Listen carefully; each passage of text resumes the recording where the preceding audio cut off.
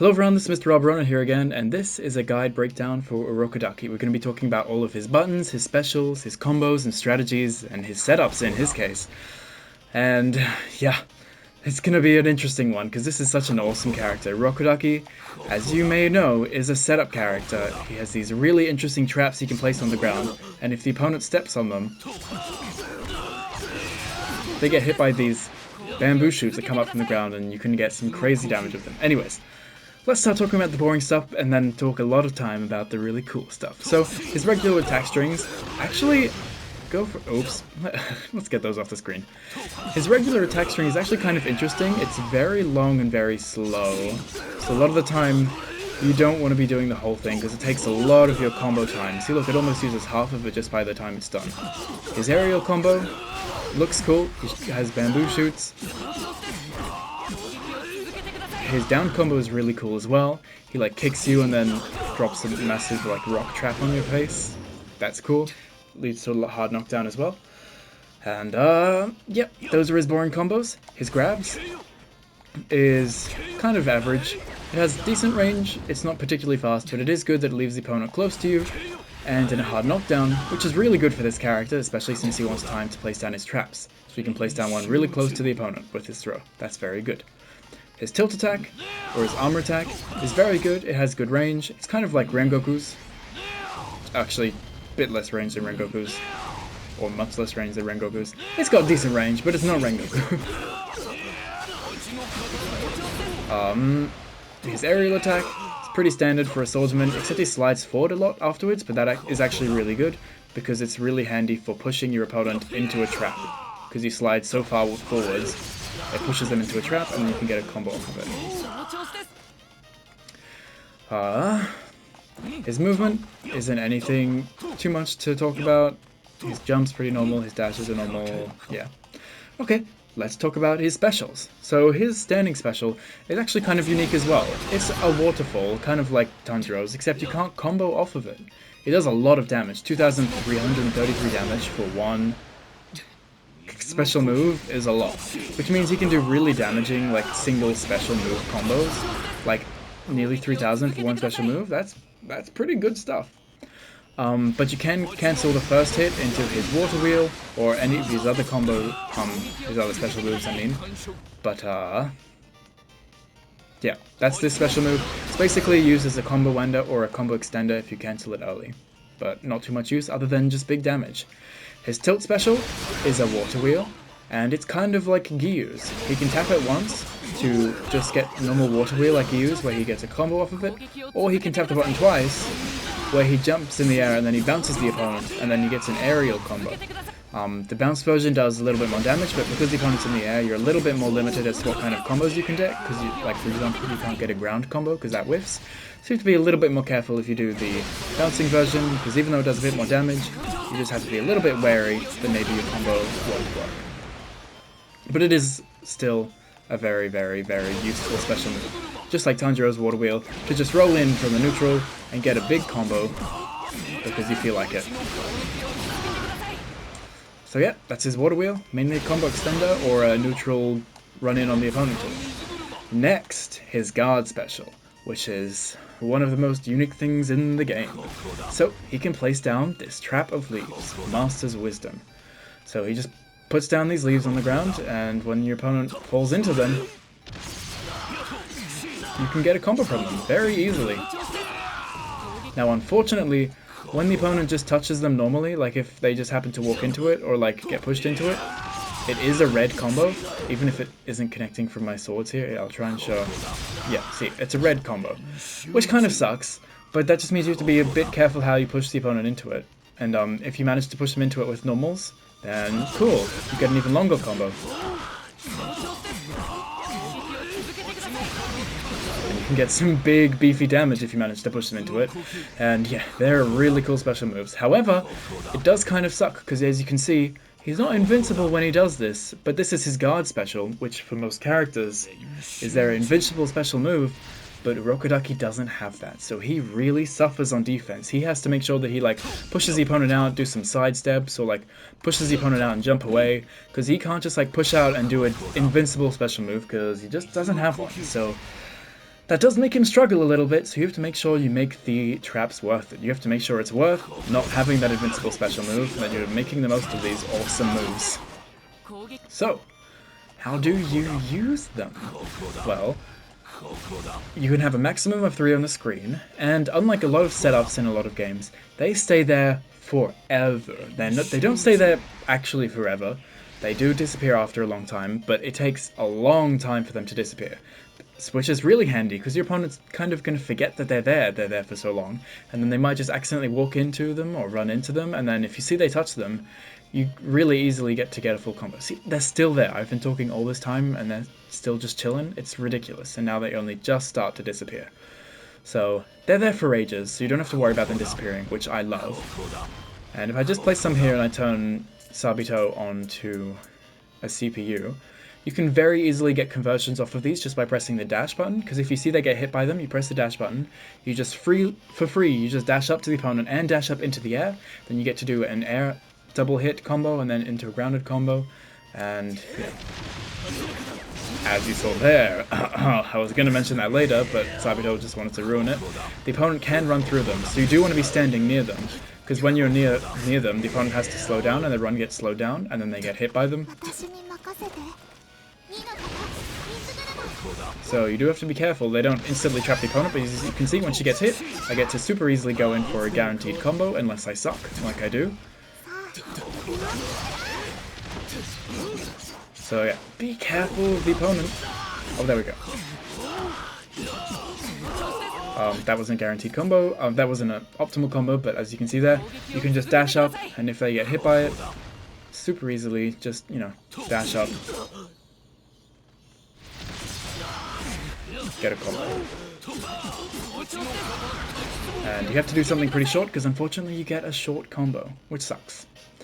But, you know, you take what you can get. And you can actually place these on top of each other, which can lead to some pretty ridiculous damage if you do manage to get them into that.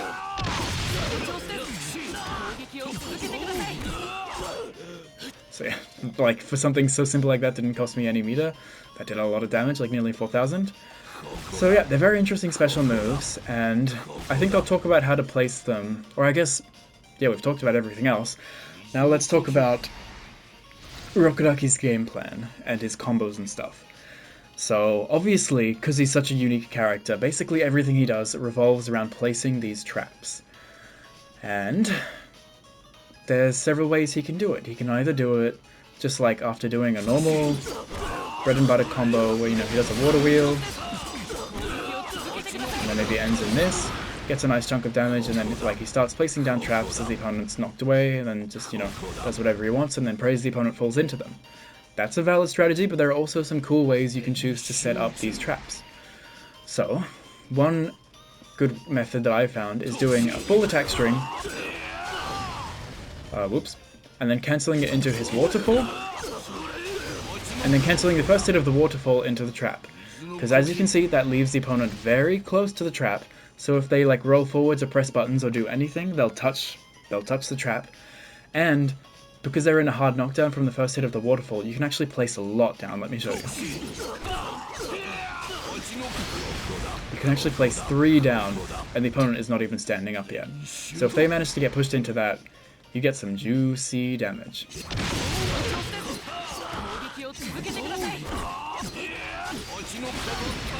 Like 4,500 level damage. So that's pretty awesome stuff. And not only can you just like place them all in one spot,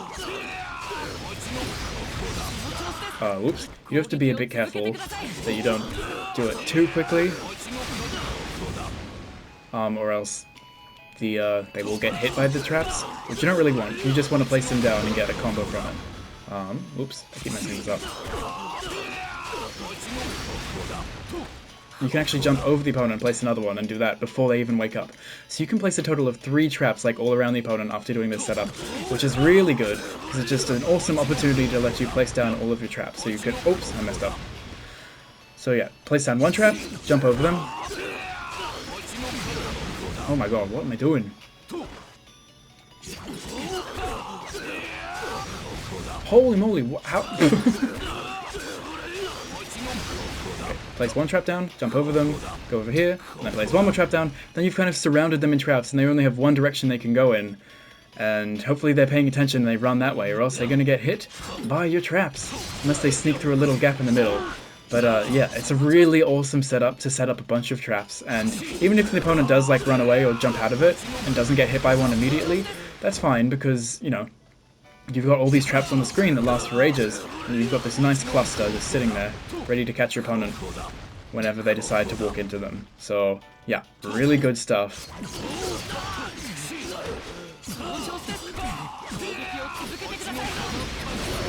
Yeah, whenever he hits them with the trap, he gets good damage.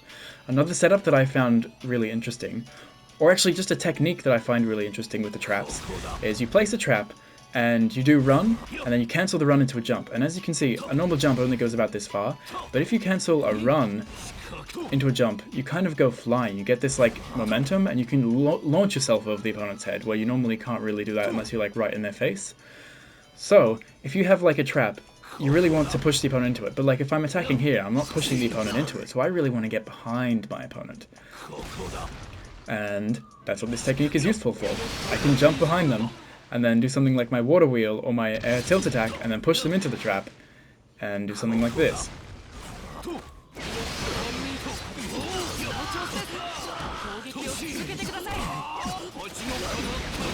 And then boom! Get big damage because I managed to push them into the trap. And keep in mind, this trap like could have just been around there. I could have placed that ages ago, and I realize I'm near it, and I'm like it's in between us, so I can be like, okay, cool, I want to use this trap now, and push the opponent into it, and boom, boom, boom, boom.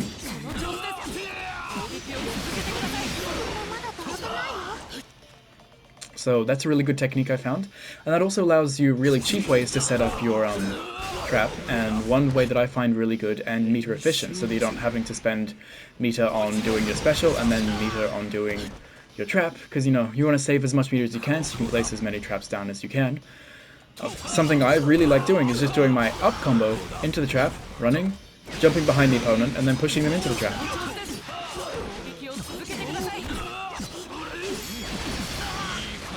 That is a technique that I find works really, really well, and it's cheap, because, you know, you're not spending any meter, you're just placing down the trap, running behind them. I haven't spent any meter on anything except the trap in this whole sequence. And I can do an aerial attack and do something like this, and then lovely, lovely stuff, I can push them into the trap. That's so awesome stuff. And then, yeah, if we're just talking about normal combos with the Urokodaki, you can do stuff like this.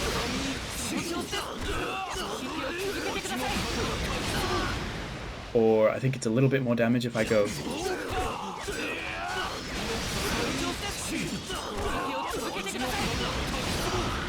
Yeah, 3,500 damage and a hard knockdown. So even if I just do the normal waterfall, I can, you know, use this time to place down one trap. So, you know, that hard knockdown, it's pretty useful. I can place down a trap, you know, maybe corner them in the corner or anything. But it's good to be able to get, you know, if I want to cash out on some damage, it's good to know what kind of combos you can do that do decent damage. So he can get decent chunks of damage pretty easy. And obviously if he gets a raw water wheel, he can also do really good damage. Oopsie.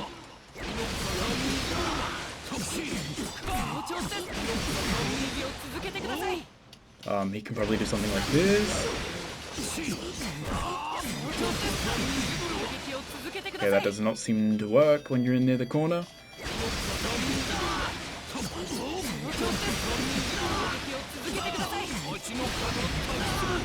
Yeah, well, that's similar damage, so I'd recommend just sticking with your normal stuff.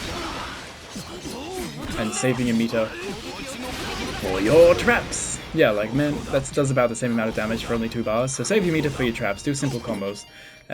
Or just do free combos, like this one. Just do your up combo and cancel it into a trap, and then chase your opponent down. And jump over their head. Or... a good free combo is just doing... this.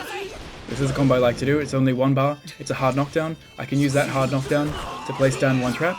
You do have to make sure you walk away from the opponent, or else you're just going to place it down and it'll activate while they're on the floor, and no one wants that because then you're wasting a trap. So yeah, keep your meter usage to a minimum when you're doing combos, because, you know, unless you want to play Urokodaki like a normal character, like, sure, go ahead, but if you want to play him like Urokodaki and use his traps and stuff, save your meter for the traps. So yeah, just do this 1-bar combo, get your hard knockdown, place a trap while they're knocked down, and then do whatever you want. Go for an armor attack, do some combos, place another trap. Actually, a cool combo you can do is this, and it actually uses the trap. Whoops. You just do 3 hits, and then you can just jump into the air. 3,700 damage for 2 bars. That's actually pretty good, and it looks really cool because you get to use your trap in a combo.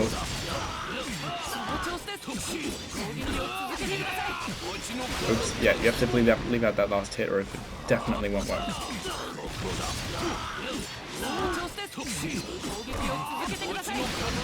Yeah, lovely damage.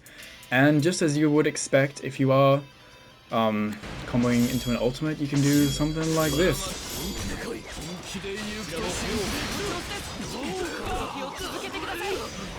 Keep it very simple, keep it 1 bar, but you know, having an ultimate is going to make it do tons of damage no matter what you do.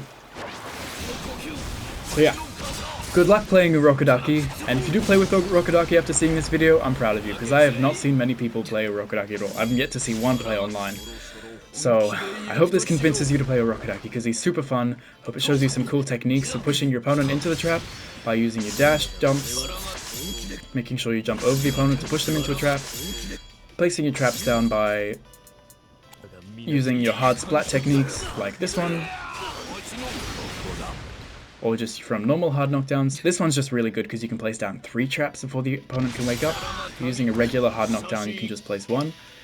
And using your up combo to get a free combo that, you know, goes into trap pretty safely, and then push your opponent into it.